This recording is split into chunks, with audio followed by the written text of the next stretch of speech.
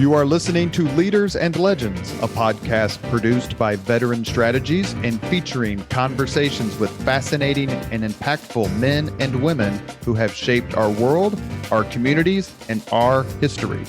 My name is Robert Vane, Principal of Veteran Strategies, and your host for our discussion.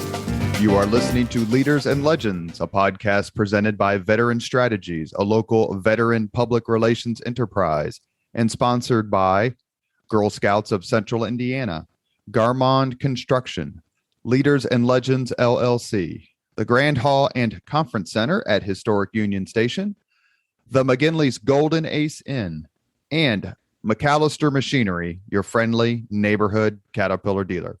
You may find all your sales and rental equipment needs at McAllister.com. We are pleased to announce our podcast is now a member of the All Indiana Podcast Network in partnership with Wish TV. You may find Leaders and Legends at allindianapodcastnetwork.com. Thinking of starting a podcast or need to host a public meeting? Let Leaders and Legends LLC be your partner as you look for new ways to communicate your message. Please contact Chris Spangle and me at leadersandlegends.net. Thank you for joining us on the Leaders and Legends podcast. Our guest today is Michael Dobbs. Michael Dobbs has been on the podcast once before to talk about his book, detailing Richard Nixon's 6 months between his reelection and the resignation of his top aides in 1973. But today he's on to talk about his book, 1 Minute to Midnight. It's the definitive account of the most terribly supreme moment of the Cold War, the Cuban Missile Crisis. And we are recording this on October 22nd, which is the 59th anniversary of John F. Kennedy's nationally televised address, in which he revealed to Americans and the world what the top level of our government suspected for weeks, that the Soviet Union was placing offensive nuclear weapons in Cuba. It was in this speech that he announced a naval quarantine was being effected around the Caribbean island.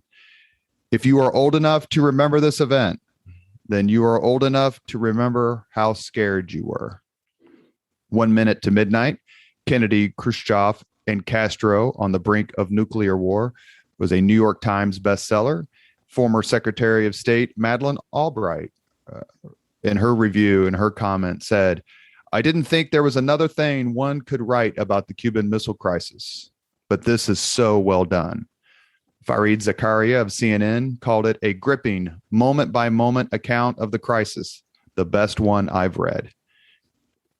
Mr. Dobbs, thank you very much for coming back on the Leaders and Legends podcast. Well, you're welcome. Thank you for inviting me.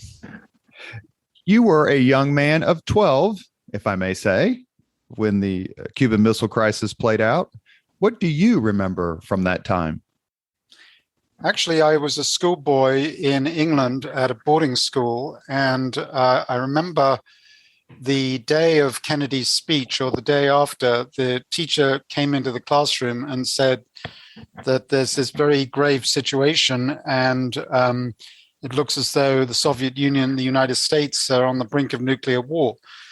And But we didn't have that same teacher again until a week later. And by the time he came back and briefed us all, it was all over. So I spent the week wondering what would happen. And in the end, it was all peacefully diffused. You've had a long, distinguished career as a journalist and a historian, documenting Cold War issues. Your book, 6 months, I forget the exact title. In 1945. 1945, yeah. Right. I read that actually as well, and it's terrific. What led you to write this book? Well, I had been a reporter for the Washington Post in Moscow right at the end of the Cold War, actually, when communism collapsed and the Soviet Union disintegrated. And I'd written a book called Down with Big Brother, which was about the collapse of communism.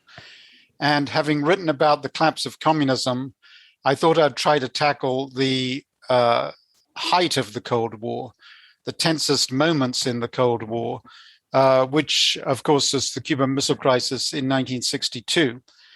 And when I thought about writing it, everybody said, well, there have been a lot of books about the Cuban Missile Crisis. There's not all that much new to say, but I was surprised at the amount of new material, particularly from the Russian side. I mean, there'd been quite a bit from the American side, but that was the American story.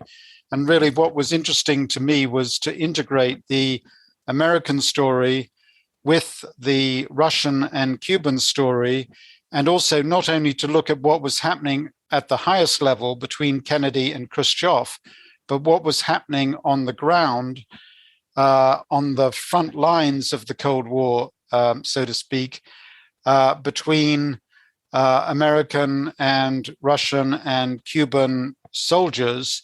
And it was really at the ground level that the real risk of nuclear war, in my view, originated, because the real risk came from events sort of running out of the control, out of the ability of the top leaders to control them.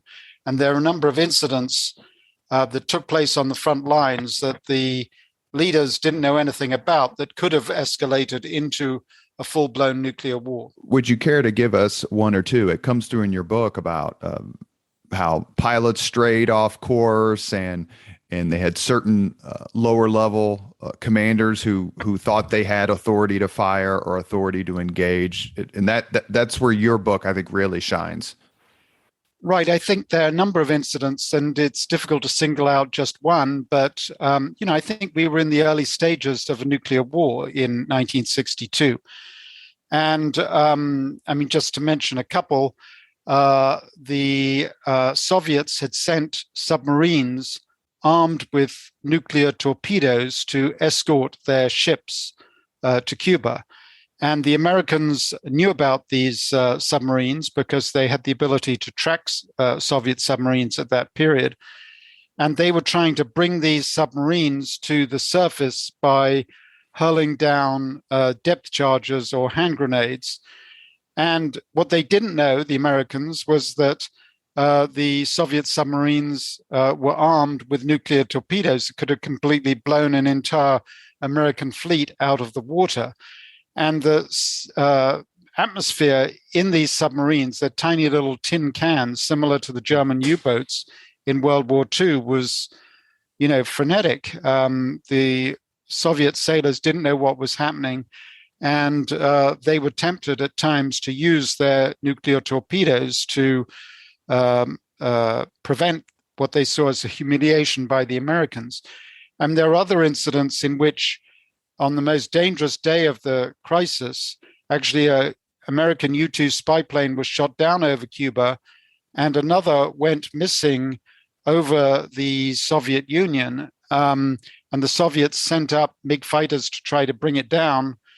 In the event, the American U-2 escaped back to the United States, but you could also envisage circumstances in which that incident could have triggered a nuclear war. And there are other incidents as well. It was simply caused by the fact that in 1962, neither the Soviet Union nor the US completely controlled the launch of nuclear weapons. The decision to launch could have been made in some circumstances by relatively low-level officers, lieutenants, captains, majors.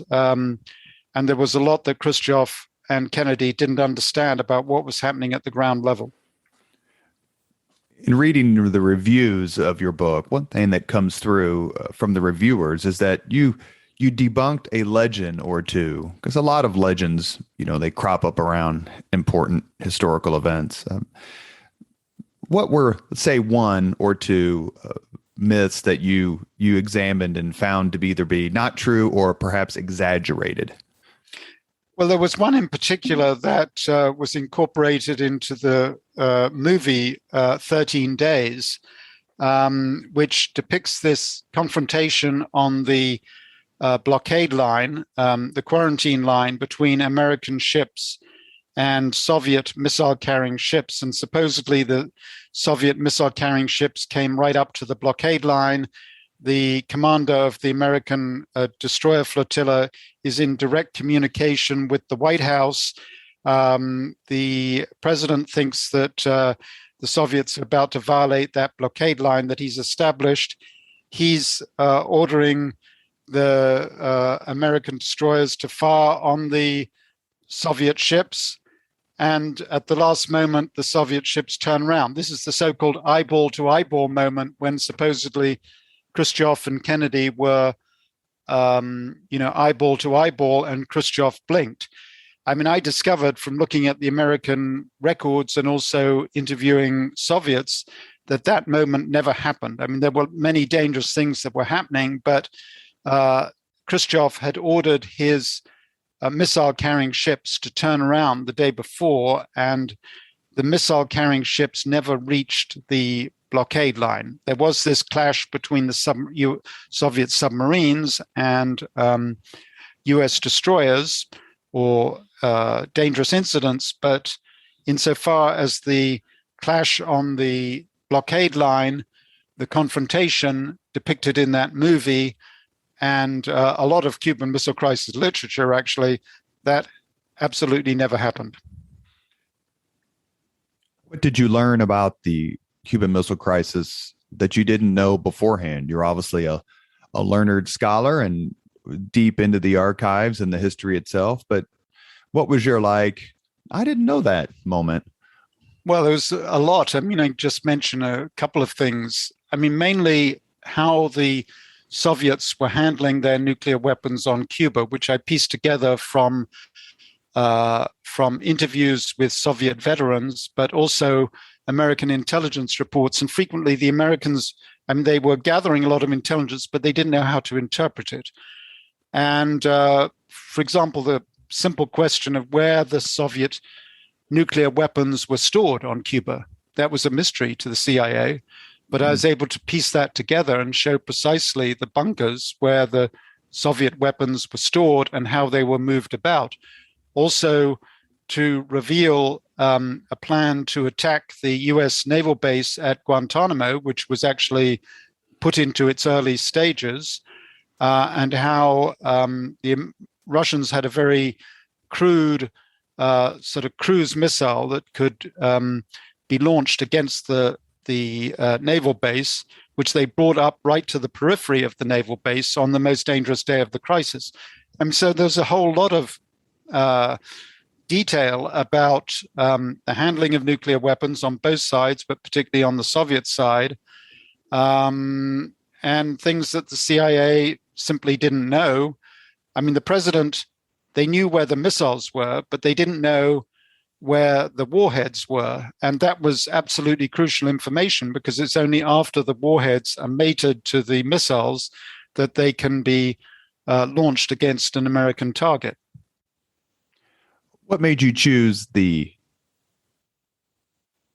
title of your book, 1 Minute to Midnight? It's a metaphor for something, I'm sure. Right. Well, 1 Minute to Midnight, there's a group called the Federation of American Scientists, which devised what they call a nuclear clock, which is meant to show how close the mankind is to nuclear annihilation. And they've been moving this clock around over the years. I think they devised this clock in the 50s sometime. And anyway, metaphorically, the clock stood at 1 minute to midnight in October 1962. And so that was the reason for the title of this book. You mentioned it just a few minutes ago, but there have been so many terrific books written about Cold War topics since the collapse of the Soviet Union. One of my favorites is David Edmonds, who wrote a terrific book on the Fisher-Spassky match in 1972 that makes extensive use of those archives. He actually came on the podcast. His book is called Bobby Fischer Goes to War: How the Soviets Lost the Most Extraordinary Chess Match of All Time. How did these archives help you? And would it have been conceivable to have written your book without them? I don't think so. No, I mean, generally it takes 40 to 50 years for the archives to reveal their secrets. And that's true on the American side. And of course, the Soviet side, everything was completely secret up until the collapse of communism. And it was only after the collapse of communism that it became possible to talk to Soviet veterans who'd had experience in Cuba, and also to gain access to Soviet archives. I mean, the Cuban archives, I went to Cuba, but actually the Cuban archives are still pretty much closed. And so there's a lot we don't know on the Cuban side. I mean, for example, that the plan to attack the naval base at Guantanamo was the man in charge of that whole area of Cuba back in October 1962 was Fidel Castro's brother, Raul Castro, the late president of Cuba. So he would have been informed and involved in any attack on the Guantanamo naval base. And there must be Cuban archives that describe that, but we haven't had access to them. Access is banned. And it would have been interesting to know how the Cubans felt at the time about these two superpowers basically negotiating about their country, and just like, you're going to have to accept whatever we come up with. Did you get a sense that there was some resentment on behalf of the Cuban government, that they're just kind of a bit player in their own country? There was huge resentment. Actually, that we know quite a lot about, because Fidel Castro has talked about it extensively and has himself participated in conferences describing, what he felt about being the plaything of, as he saw it, of the two superpowers. When Khrushchev announced that he was taking out his missiles from Cuba, Castro felt betrayed, and he flew into a rage.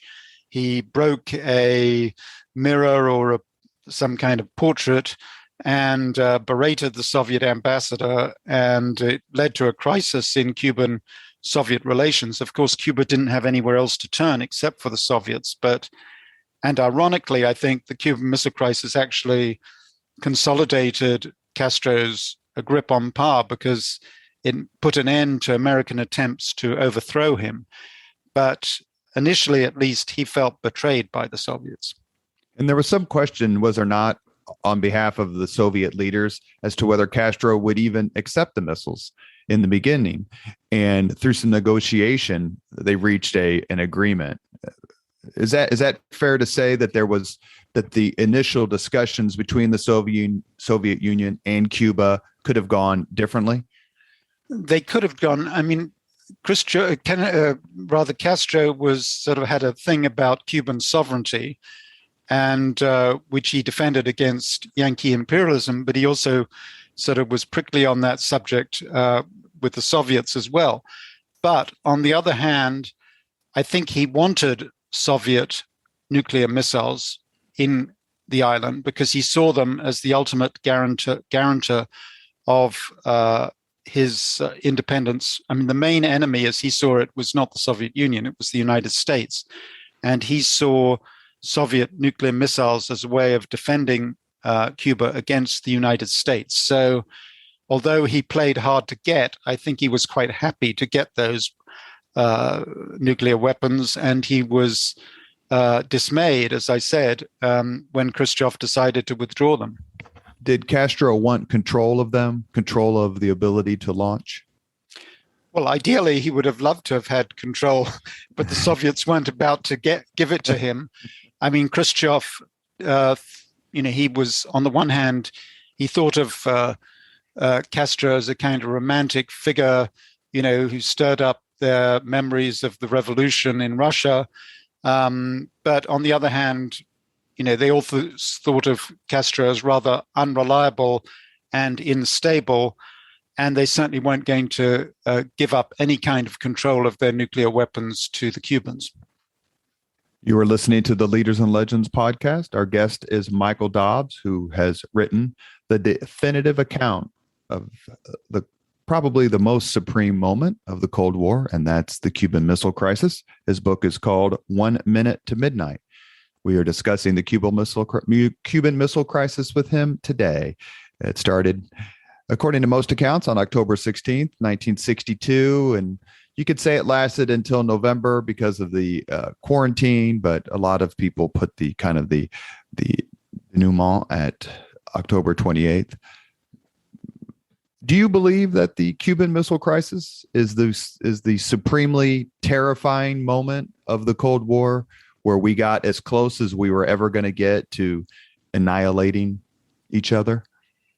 Yeah, I mean, there have been other tense moments, particularly, the building of the Berlin Wall, the Berlin airlift. There was a nuclear scare in 1980, but I think the Cuban Missile Crisis is the iconic moment. It was the last moment when the American military leaders seriously thought that they could win a nuclear war against the Soviet Union.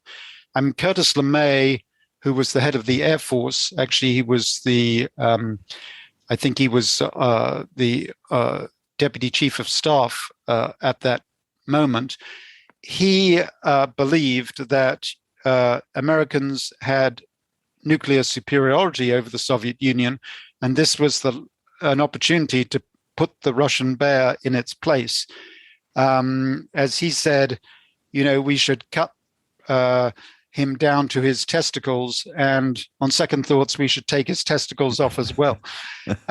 Kennedy had a completely different idea, because although it was true that America could have won a nuclear war against the Soviet Union, we had many more nuclear missiles that could reach Soviet soil than they had that could reach American soil. Kennedy asked, what would happen if just one Soviet nuclear missile made it through? And he was told, well, perhaps 500,000 dead. And that was unacceptable to him, both as a politician and as a human being. So he said, we can't fight nuclear wars. Nuclear weapons are only good for deterring. We can never fight a nuclear war. So, and that question was really settled, I think, at the Cuban Missile Crisis. So it was the last time when, some people in the US military establishment, particularly Curtis LeMay, thought it was possible to actually win a nuclear war. Khrushchev sure liked his testicles metaphors. As I recall, he didn't Khrushchev call Berlin the testicles of the West, and all I have to do is squeeze them and I can make them howl? Yeah, that's correct. He came from peasant family in Ukraine, and he spoke in a very colorful language. And, that was the sort of other incidents I could give of Khrushchev's colorful use of metaphors. But he was a very, crude, he was complete opposite to Kennedy in some ways. I mean, he was old enough to be Kennedy's father, and he had a very crude understanding of US-American relations. He believed in the sort of power, and he thought he could bully Kennedy. And Kennedy, felt he had to show Khrushchev that he couldn't be bullied. Because they had met in Vienna in the previous year, and you had the Berlin Wall going up at the same time. And there were instances where, to your point, Khrushchev bullied or tried to bully Kennedy. And as I recall, Kennedy made a comment to that effect after Vienna. Yeah. He felt like he had been strong-armed or bullied a bit. How do you think that the previous encounters or interactions between the two fueled how they approached this from kind of I want to say, not necessarily a machismo perspective, but if you're going to be the leaders of the superpowers, you got to have stones and you got to have an ego. Right. You've got to have cojones, as Madeleine Albright put it in another context. They only met once personally, which was at Vienna, and Kennedy came away from that meeting sort of feeling that Khrushchev had treated him like a young kid, and he had to show Khrushchev that he was not going to be pushed around like that, or the United States was not going to be pushed around. So that was certainly part of the background to the Cuban Missile Crisis. When Khrushchev actually deployed nuclear weapons in Cuba 100 miles from American shores, those few missiles in Cuba didn't actually affect the overall balance of power between the United States and the Soviet Union. It didn't really matter whether you fire a missile from Cuba that hits the United States, or you fire it from the Soviet Union and hits the United States, we still had overwhelming numbers of missiles that could, survive any first strike and launch a devastating retaliation against the Soviet Union. So it didn't actually change that much in military terms, but it was a psychological, political threat to Kennedy. And he felt that if he allowed Khrushchev to get away with this, that would affect this sort of psychological balance of power between the two superpowers, the prestige of the two superpowers. So that was one reason why he decided early on that he had to get those missiles out of Cuba. Didn't after Vienna, their summit, as I recall, did Khrushchev say, "I think we scared that young man," or something similarly condescending? Yeah, I mean, he said that Kennedy was young enough to be his son and was pretty contemptuous about him. And he certainly thought that he had won that encounter. And the people who were briefing Kennedy about the possibility of a first strike using nuclear weapons, which is different than a first use. First strike is meant to basically disable the other side's ability to strike back. And please correct me, Michael, if I have that wrong. But do you think there was a wry smile inside Kennedy when he was being told once again of the overwhelming nuclear superiority of the United States relative to the Soviet Union? Because in 1960, in his campaign for president, he pounded home the notion of a missile gap that existed between the two countries. And his point was that the Soviet Union was on the higher side of the gap. How wrong was he in 1960, and how overwhelming a superiority did we have in October of 62? Well, Kennedy, as you say, campaigned on this supposed missile gap in the Soviet favor. And because this information was classified, he didn't know at the time that the gap was actually favored the United States. And we had about 10 times the number of missiles or nuclear weapons, including airborne nuclear weapons that could land on Soviet soil than the Soviets had. So the advantage was very much on the US side. Kennedy, he had actually read a book about the origins of the First World War called The Guns of August by Barbara Tuchman. And he saw how the great powers drifted to war or got entangled in war in 1914.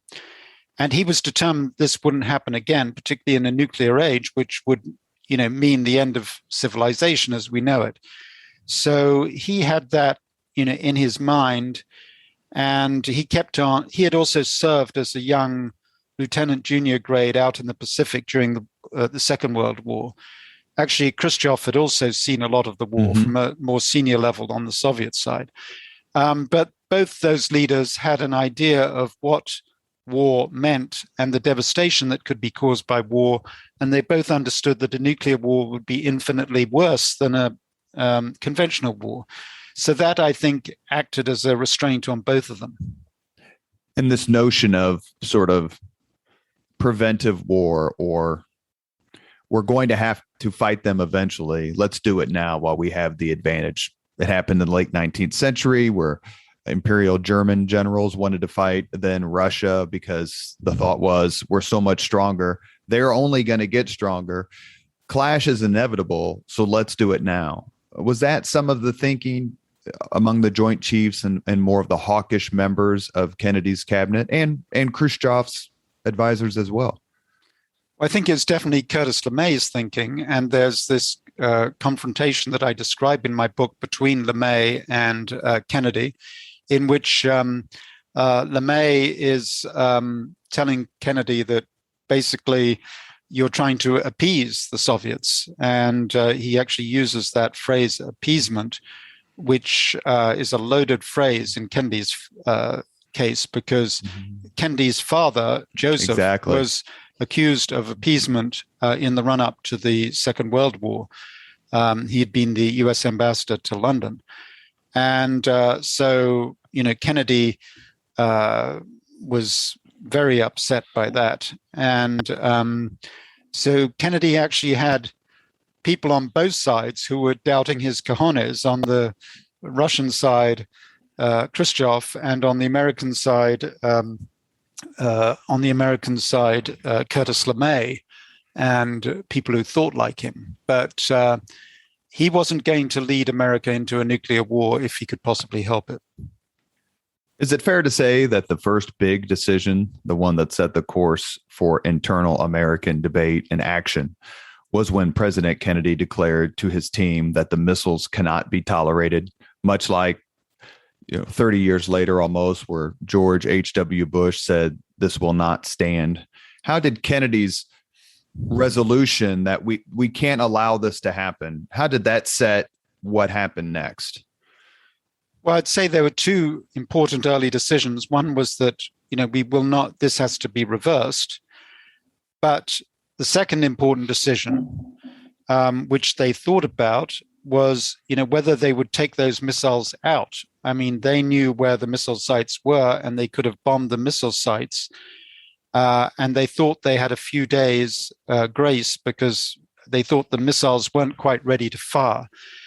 And there were some people in the Kennedy entourage who felt that they should take those missile sites out immediately, but instead they decided to introduce what was called a quarantine, which was a kind of softer term for a naval blockade, to prevent more Soviet ships from reaching Cuba. And ultimately that gave one time to diffuse the crisis by peaceful means. So that was also a very important moment, the decision not to take the missiles out through bombing raids, but to allow time for diplomatic negotiations. Forgive this next question, but I couldn't resist asking, if you could have interviewed either President Kennedy or Premier Khrushchev, whom would you rather have talked to about this? Well, I mean, both of them are interesting. I think as a historian, because less is known of the Soviets, I'd be more interested in talking to Khrushchev than Kennedy, because we know a lot about Kennedy's thinking. We even have tapes of some of those meetings of the ExCom, the group of advisors who were with him during the crisis. But there's still a lot we don't know about Khrushchev. And so personally, I'd be more interested in meeting Khrushchev than Kennedy. I read a couple of books about the Eisenhower presidency this past summer. And one of the things that comes through is how incredibly interested President Eisenhower was in intelligence, the gathering and the fruits of it. And Kennedy obviously was as well, even though, the Bay of Pigs happened under his watch, but it certainly wasn't planned under his watch. But in reading your book and other articles about the Cuban Missile Crisis, the intelligence process is a huge part of it. The technology seems incredibly primitive to us these days, but at the time it was considered high tech. Talk to us a little bit about the intelligence gathering process and the materials, the equipment they used to do so. Well, actually, the Cold War was in many ways an intelligence war because it never became a hot war. So it was there's a lot of maneuvering and a lot of information gathering. So the spies were on the front line. And they did, when one thinks of the Cuban Missile Crisis and intelligence, you think, first of all, about the U-2 spy plane, which flew at 60, 70,000 feet, was therefore very difficult to shoot down, although the Soviets did, as we know, develop a capability to shoot down a U-2 spy plane. And it had these long-range cameras that could photograph, very small objects. And that was a game changer because the US was able to gather intelligence, photographic intelligence, both in the Soviet Union and then later in Cuba. And actually, the U-2 technology remained relevant up until very recently. I think U-2 planes were still in operation, certainly in the Iraq War. I think, correct me if I'm wrong, perhaps they haven't even gone out of service. Even today, there's still some uses for updated U-2 spy planes. I think they tried to retire the SR-71, and maybe they brought that back as well. The supersonic, the plane that's so fast, I think it flew from Cincinnati to St. Louis here in the United States in like 12 minutes. I mean, it represented a huge upgrade. I didn't know that the U-2 planes were still being used, but at the time, it was pretty much the best we had because the satellite technology, if the clouds got in the way, it kind of obscured what you were trying to see. Right. U-2s, certainly up until very recently, I wouldn't be surprised if some U-2s are still in service in some places. Of course, it's largely now been overtaken by satellite technology. What do you think? You mentioned that you'd love to talk to Khrushchev if you could have. What do you think the impetus was for Khrushchev to roll the dice in such a desperate way? And do you think he misjudged what the American reaction would be? We had a rather primitive idea of the American reaction and the ability to conceal his missiles in Cuba. I think at one point he says to his generals, well, we won't have any problem concealing them because they look like palm trees, and the Americans will think they're palm trees. Of course, a missile looks very different from a palm tree. But I think there were several motivations on the Soviet side. One, he wanted to even up this nuclear imbalance by he had lots of intermediate range nuclear weapons, nuclear missiles. He didn't have very many long range. So by putting a few intermediate range missiles in Cuba, he could, to some extent, catch up with the Americans. But he also wanted to defend the Cuban Revolution. I mean, there was this kind of romantic idea of, here was a group of people with beards who had deposed this corrupt authoritarian regime, and they had pledged their allegiance to Marxism-Leninism. And Khrushchev thought this was great, right in America's backyard. So they had an idea that once a country had gone socialist or communist, history couldn't be turned back. That was part of what the ideology that they believed in.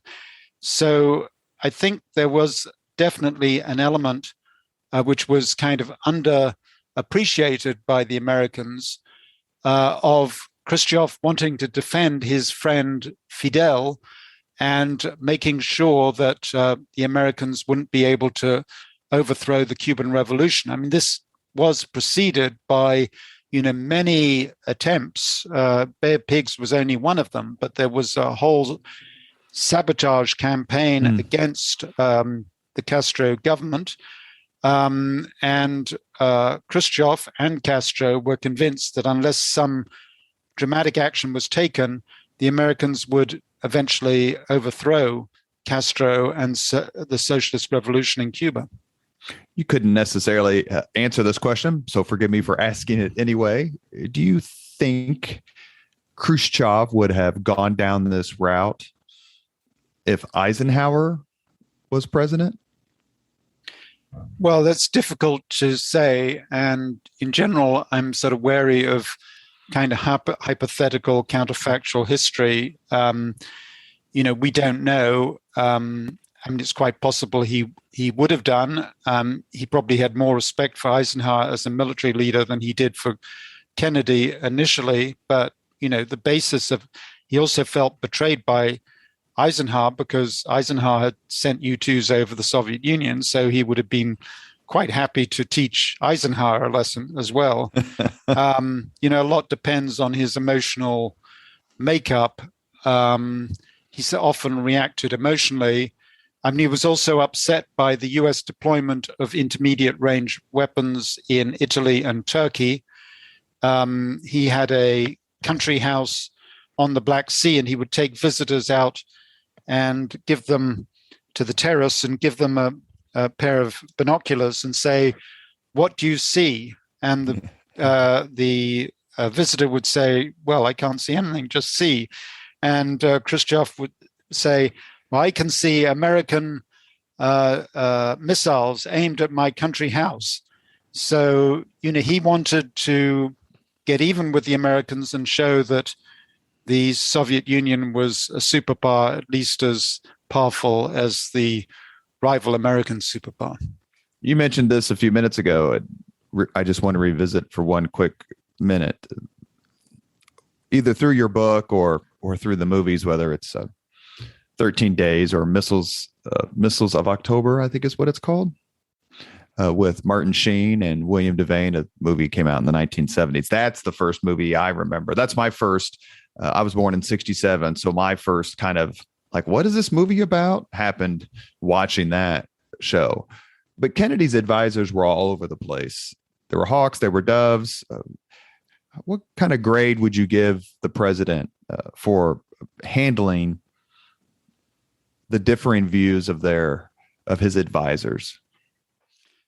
I think that, if you listen to those debates in the XCOM during those 13 days, it's a very high level of debate, and you cannot fail to be impressed by the sort of calm, cool way in which Kennedy manages the whole thing. It's very impressive. There's some people who run down Kennedy's performance. Actually, the former Secretary of State, Dean Rusk, was one of them. He said, well, it was sheer dumb luck that we survived this.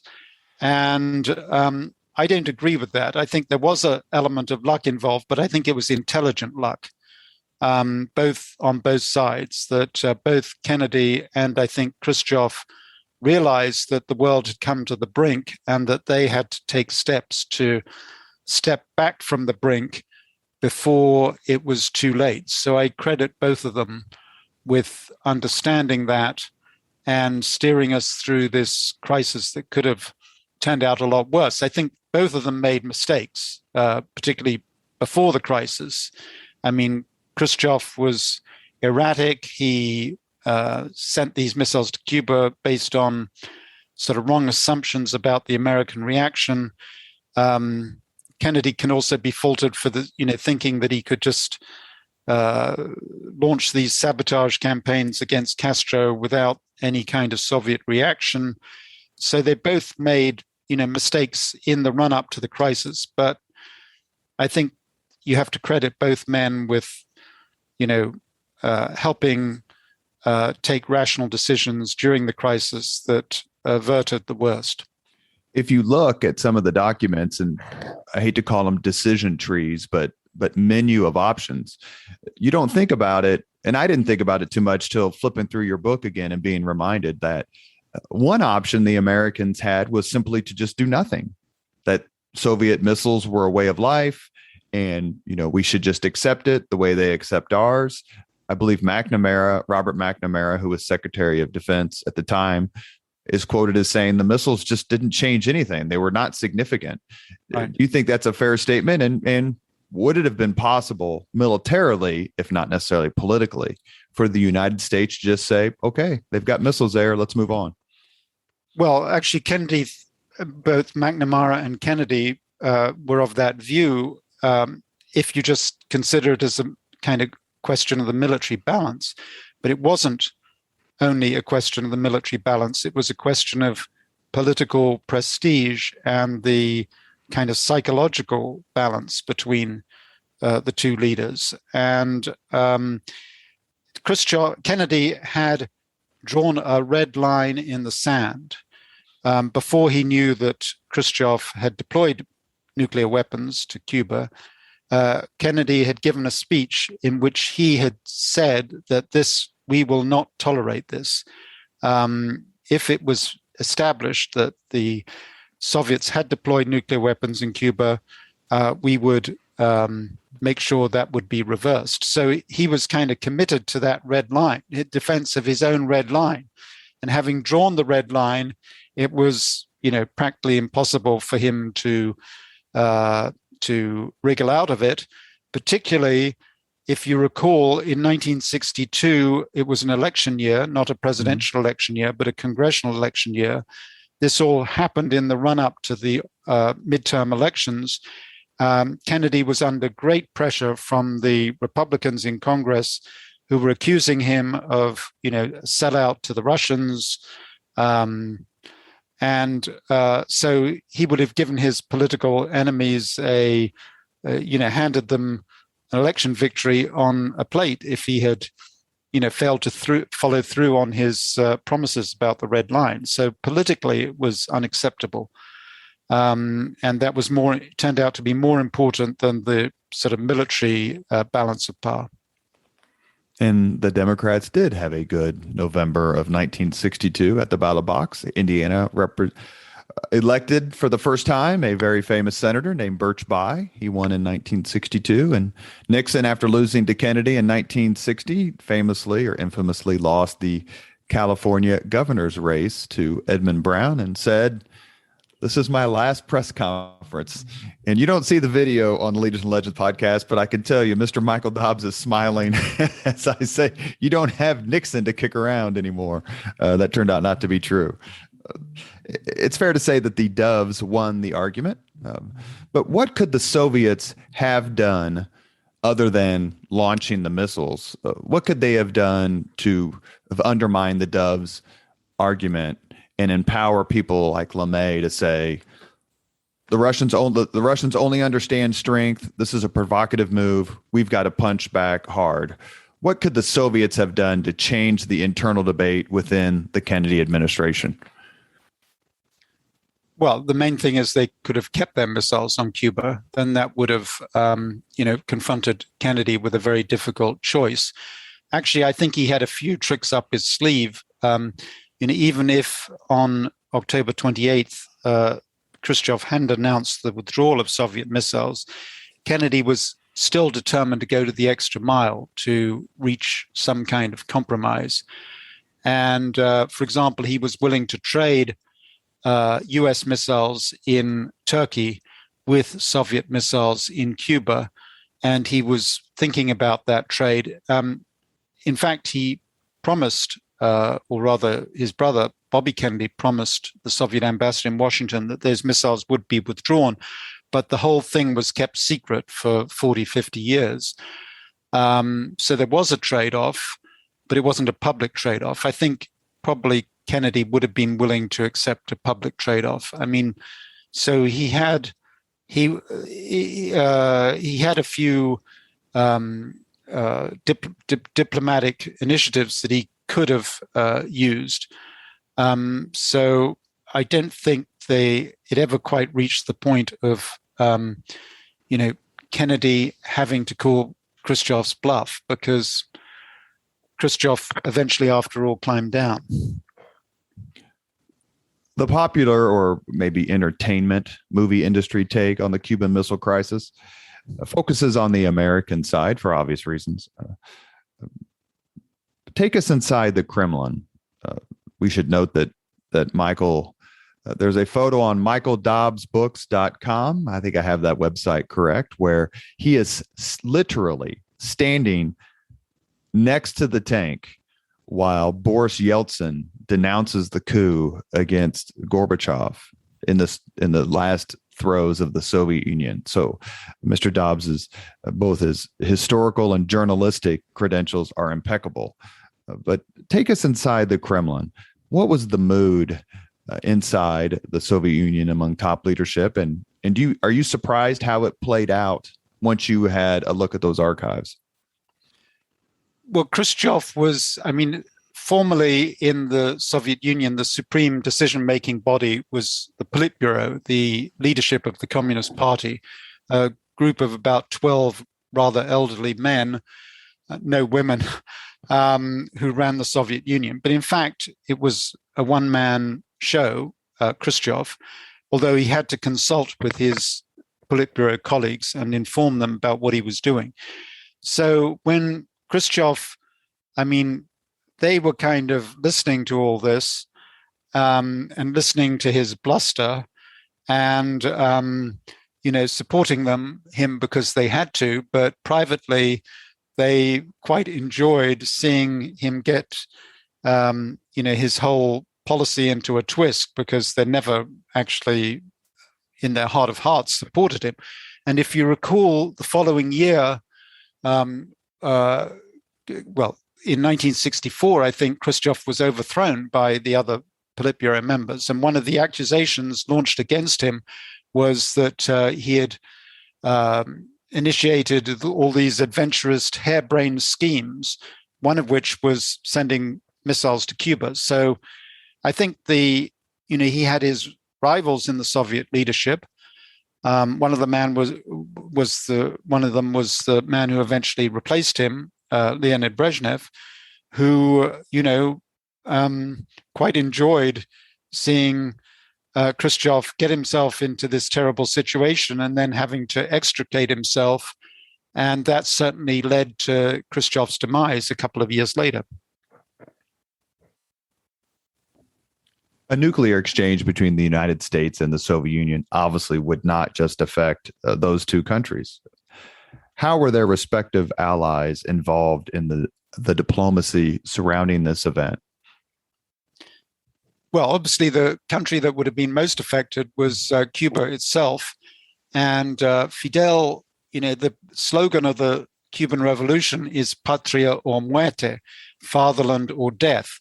And the Cubans were certainly willing to sacrifice themselves if Cuba became a target of nuclear war. Of course, Cuba would have been the first country to have been wiped out in any nuclear exchange.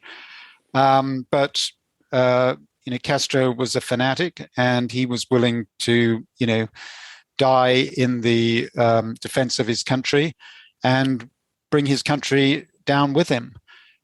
He thought that was the best way to defend the revolution, actually, was to show that he was willing to die in the defense of the revolution.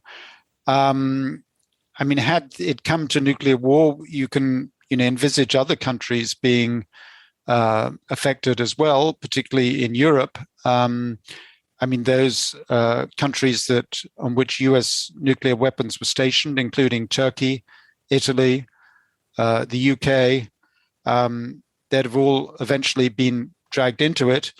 And none of them had very much to say about how this crisis would be resolved, because it sort of became a superpower crisis, and there was relatively little consultation with allies on either side.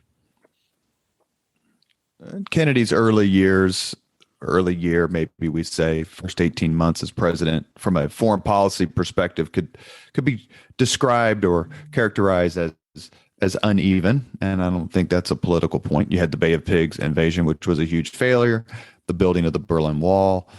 As you mentioned, we discussed earlier, the Vienna summit with Khrushchev, which in Kennedy's own words didn't go very well. But his performance during the Cuban Missile Crisis gets almost universal acclaim. Do you think his leadership is what really cemented his legacy, along with his martyrdom, but cemented his legacy as a top American leader? Well, as you say, he made a lot of mistakes, particularly in his first year in office. And I think that he matured as a president, as presidents usually do. Had the Cuban Missile Crisis happened a couple of years earlier, the result might have been different. But he had been tested before, and he had made mistakes, and he had learned from these mistakes. I think that he's not entirely blameless, as I suggested, for the missile crisis. But I think that his main contribution and main strength was that he understood that all kinds of things were happening that he and Khrushchev lacked the ability to control. And it was not a case of, these two leaders who completely controlled their respective military machines facing off against each other. It was two leaders who didn't control their military machines. And thankfully, they understood that, which is why they acted to bring the crisis to an end after just 13 days. Any book or movie about the Cuban Missile Crisis focuses on John F. Kennedy, of course, from the American side. But how critical was the role played by his brother, Robert Kennedy, as both a trusted advisor and sort of clandestine diplomat and contact for the other side. Well, JFK used Bobby as his emissary, his back channel to the Soviets through the Soviet ambassador in Washington, Anatoly Dobrynin. And Bobby and Dobrynin held several secret meetings during the missile crisis, at which there were these kind of backdoor negotiations. So, Bobby was the Attorney General. Undoubtedly, he had a special relationship with Jack Kennedy. That doesn't mean they were the same person at all. I mean, they were different types of people. Bobby was much more emotional than Jack. But the two brothers trusted each other, and Jack, which is why Jack used Bobby as his envoy to his back channel to Khrushchev. I think that Bobby made a significant contribution as Jack's alter ego during the missile crisis. But it was, ultimately the main decisions were taken by John Kennedy. You are listening to the Leaders and Legends podcast. We're speaking with author Michael Dobbs, discussing his book, 1 Minute to Midnight, which is about the Cuban Missile Crisis, which was playing out right now, 59 years ago. The resolution of the Cuban Missile Crisis is thought of as an American victory or an American triumph, but that necessarily wasn't the case contemporaneously. There were elected officials and cabinet members and thought leaders who thought that the Cuban Missile Crisis was a defeat, or at least not a clear-cut victory. What was their argument? Well, people like Curtis LeMay certainly thought it was a defeat, that we had the opportunity to hit the Russian bear on the nose, and we fluffed it. And we also, gave up these missiles in Turkey, which, by the way, were completely obsolete. They were pretty useless. I mean, anything that those missiles in Turkey were able to hit could be hit by American nuclear submarines that were just coming into service at that time. But I think, the overwhelming feeling was one of relief, actually, because this crisis had, built up over 2 weeks. Americans, it's difficult to recall the sort of paranoia of those days, but people had air raid shelters or bomb shelters in their backyards.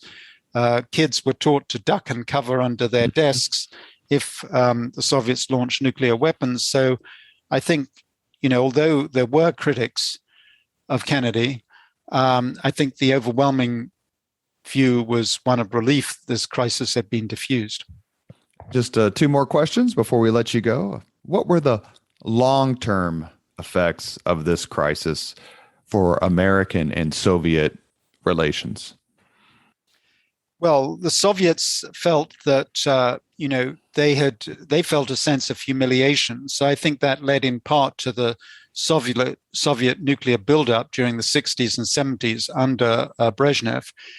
But also the group of people around Kennedy, his national security advisor, McGeorge Bundy, and also McNamara to a certain extent, they thought that, they had understood with the Cuban Missile Crisis the art of crisis management, how to escalate and how to use American military power to make the other side back down without actually going to war.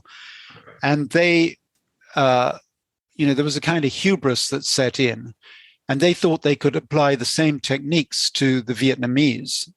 And this sort of, in part, explains the escalation of the Vietnam War under President Johnson and that same group of advisors that had served Kennedy. So in some ways, the wrong lessons were drawn from the Cuban Missile Crisis. I mean, it wasn't that it turned out that controlled escalation was something very difficult to achieve, and it simply didn't work in the Vietnamese case. And the main lesson of the Cuban Missile Crisis was not that you can manage crises like this, was that you shouldn't get into them in the first place because, they're too risky.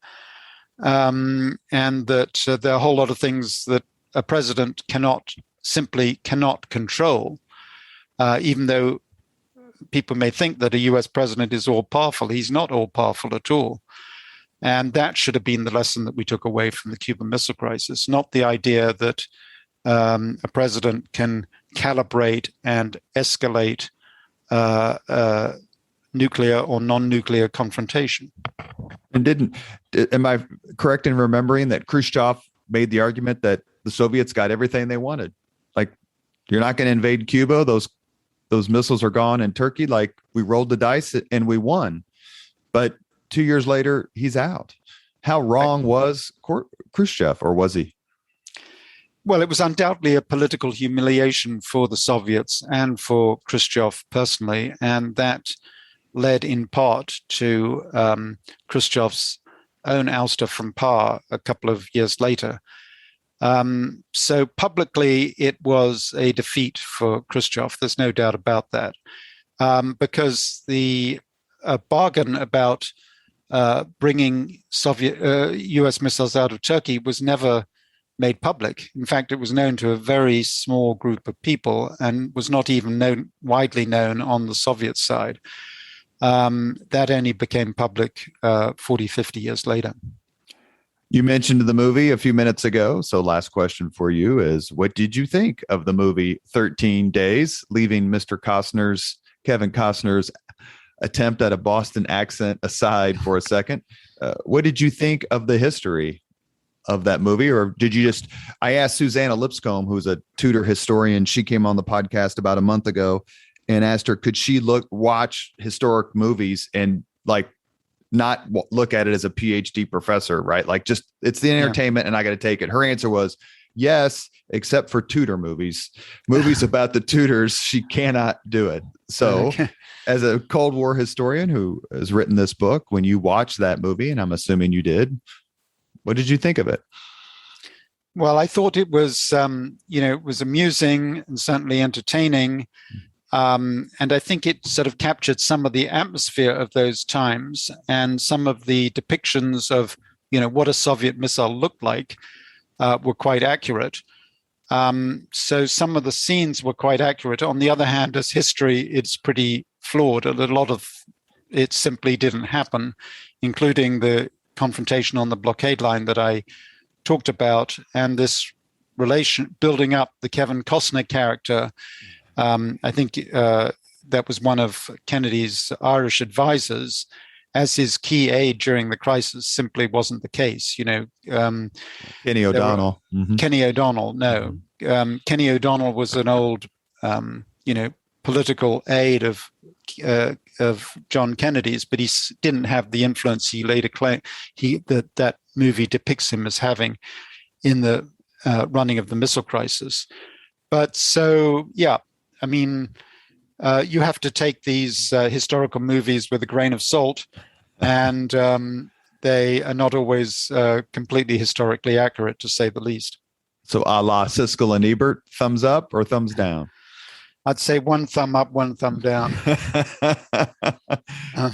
You have been listening to Leaders and Legends, a podcast presented by Veteran Strategies, a local veteran public relations enterprise, and sponsored by Girl Scouts of Central Indiana, Garmon Construction, Leaders and Legends LLC, the Grand Hall and Conference Center at Historic Union Station, the McGinley's Golden Ace Inn, and McAllister Machinery, your friendly neighborhood Caterpillar dealer.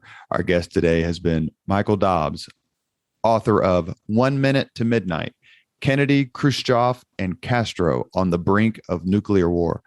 Michael, this is the second time you've come on. I'm incredibly grateful. Your books are absolutely amazing, and I can't thank you enough for your time. Thank you very much. Perhaps we'll chat again. Thank you. Thank you very much for listening to Leaders and Legends, brought to you by Veteran Strategies Incorporated. If you want to contact us about this program or our menu of public relations services, please send us an email at robert@veteranstrategies.com. That's robert@veteranstrategies.com. veteranstrategies.com.